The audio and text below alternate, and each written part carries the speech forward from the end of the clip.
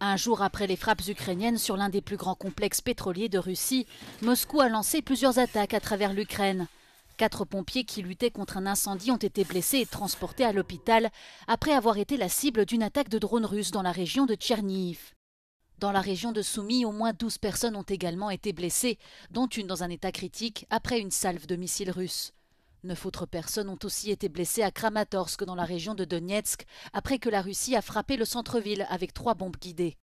Le président ukrainien Volodymyr Zelensky a condamné ces attaques. Il a également réitéré la nécessité de cibler l'industrie pétrolière russe qui est, selon lui, la principale manne financière du Kremlin pour continuer son invasion en Ukraine.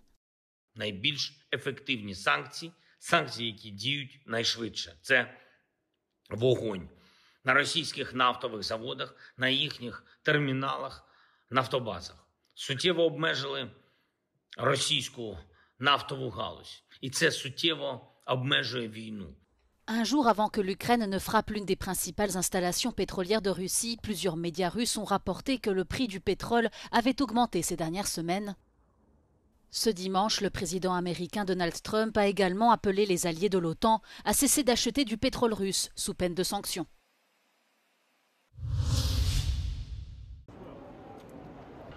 Donald Trump est attendu au Royaume-Uni mardi soir pour une visite d'État de 3 jours, la deuxième du président américain depuis 2019. Accompagné de la première dame Melania, il sera reçu avec tous les honneurs par la famille royale et par le gouvernement britannique. L'événement donnera lieu à l'une des plus vastes opérations de sécurité jamais déployées dans le pays et comprendra notamment un banquet d'État offert par le roi Charles III au château de Windsor, ainsi qu'une rencontre avec le Premier ministre Keir Starmer. Donald Trump inspectera également la garde d'honneur et se recueillera en privé sur la tombe de la reine Elisabeth II qu'il avait reçue en juin 2019 lors de sa première visite. En marge des cérémonies, les discussions porteront sur la coopération économique et stratégique. Londres et Washington devraient annoncer de nouveaux accords dans les domaines des technologies émergentes et de l'énergie nucléaire civile.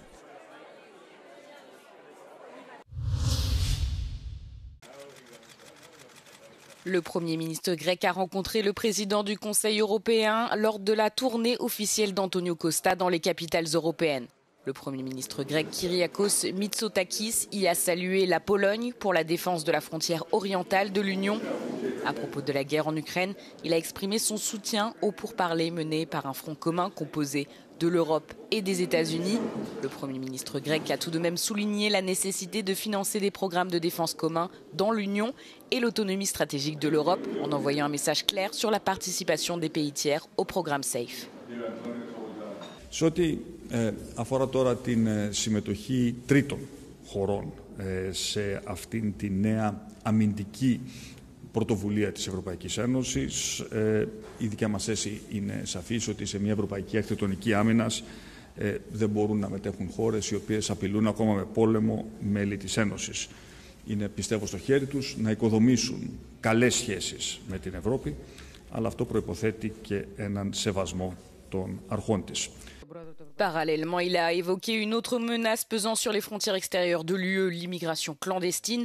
Les flux en provenance de Libye vers la Grèce ont à nouveau atteint des niveaux élevés au cours des dernières 24 heures. Αυτό επανεπιβεβαιώνει την ανάγκη, αγαπητέ Αντώνιο, για μια ακόμα πιο συντονισμένη προσπάθεια προστασίας των εξωτερικών συνόρων της Ευρωπαϊκής Ένωσης, έτσι ώστε να μπορούμε να καταπολεμήσουμε αποτελεσματικά τα δίκτυα των διακινητών, τα οποία δυστυχώς εκμεταλλεύονται τον ανθρώπινο πόνο, και νομίζω ότι θα συμφωνήσουμε ότι η Ευρωπαϊκή Ένωση πρέπει να παρέχει κάθε δυνατή στήριξη στα κράτη της πρώτης γραμμής. Antonio Costa a lui aussi insisté sur la nécessité de protéger les frontières européennes. And we need to protect our borders from Cyprus to Finland, from Portugal to Romania. And for this, it's very important to work together. And we are here to say that, of course, we need to improve our border management, to face migration, illegal migration, to fight smugglers and of human beings. And we need to have a strong European political migration policy. Antonio Costa a estimé qu'un terrain d'entente sera trouvé entre tous les États membres dans le prochain cadre financier pluriannuel, estimant qu'il s'agit d'une occasion de décider de son mode de financement.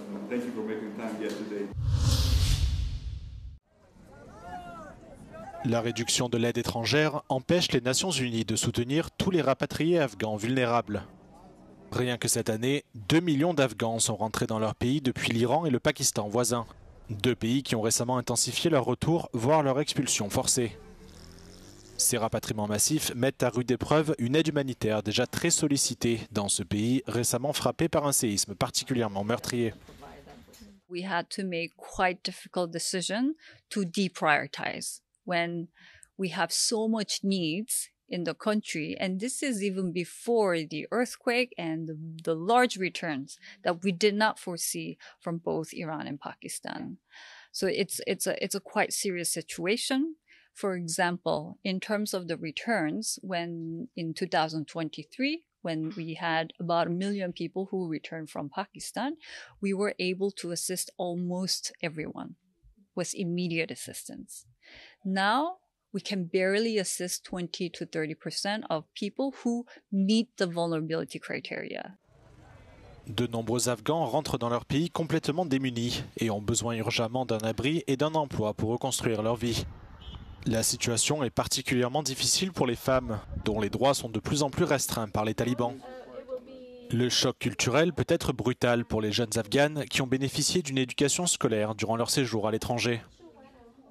So those are big, huge challenges they face, especially for female. This is very, very concerning, and especially those who are returning from Iran, because you'll see that those female girls returning from Iran, they're quite educated, and they're exposed to more open society where they used to go to school, they had jobs, they had good university background and all that.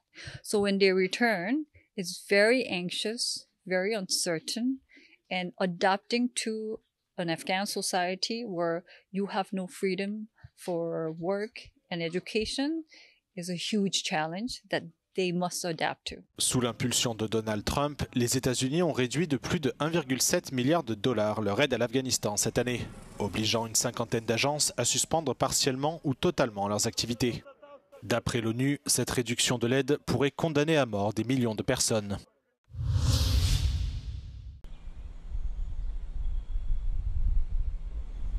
Les États membres de l'Union européenne sont divisés sur les objectifs climatiques pour 2040. La Commission européenne propose une diminution de 90% des émissions de CO2 que les ministres de l'Environnement auraient dû voter ce jeudi à Bruxelles. Mais la France a poussé pour que cette décision soit prise en octobre par les chefs d'État et de gouvernement. Pour plusieurs experts, ce report est dangereux et un vote au sommet ouvrirait la boîte de Pandore, car un vote à l'unanimité pourrait récompenser les plus offrants au rabais. Certainly we see that for now France is in a camp with a lot of Eurosceptic governments, notably Hungary and Slovakia, that just use indeed the European Council and the unanimity to blackmail on their demands. And some of the demands might go beyond the climate debate even. It could then go into the rule of law, it could go into more money that they need, and then it becomes really a dangerous game. Sur le papier, une adoption par les 27 ministres est plus facile puisqu'il suffit de rassembler une majorité qualifiée. Mais l'Allemagne, la Pologne et l'Italie ont rejoint la France pour que les chefs d'État et de gouvernement puissent se prononcer. En attendant, les États membres tenteront de s'accorder sur les objectifs nationaux de réduction des émissions de gaz à effet de serre. Mais ces questions ne sont pas uniquement politiques, elles sont aussi industrielles. Pour les entreprises, il est urgent d'avoir le plus tôt possible une trajectoire prévisible. What we need to do is agree the direction and decide how we are going to get there. What are the right policies to do that? How can we really drive the acceleration and the scale up of the technologies that we need? At this point, it shouldn't be a fight over the targets. It should be a real discussion on what are the right enabling policies to unlock the investment that Europe needs. And fundamentally, this is a conversation about investment. C'est aussi la crédibilité de l'Union en tant que force motrice sur le climat qui est en jeu. Un délai européen enverrait un signal aux partenaires internationaux avant la COP30, la conférence de l'ONU sur le climat qui se déroulera en novembre au Brésil.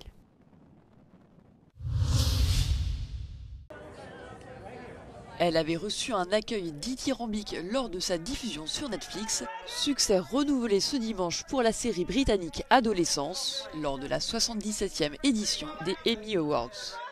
Le thriller psychologique qui explore l'impact des discours masculinistes et des réseaux sociaux sur les jeunes a raflé 8 prix, dont celui de la meilleure mini-série, ainsi que ceux du meilleur acteur pour Stephen Graham, bouleversant en père de famille en détresse. Les prix des meilleurs seconds rôles ont été attribués à Owen Cooper, qui incarne l'adolescent fragile et manipulateur, et à Erin Doherty, dans le rôle de la psychologue. Autre grande gagnante de la soirée, la satire américaine The Studio, avec 13 trophées, dont celui de la meilleure comédie. La série établit un record historique en décrochant le plus grand nombre d'Emmy Awards remportés en une seule saison par une série comique. Parmi les autres distinctions notables, The Pitt, sacrée meilleure série dramatique, et The Late Show with Stephen Colbert, désigné meilleur talk show.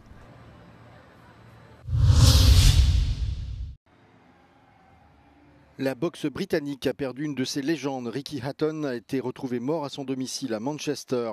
La police a déclaré que son décès n'était pas considéré comme suspect.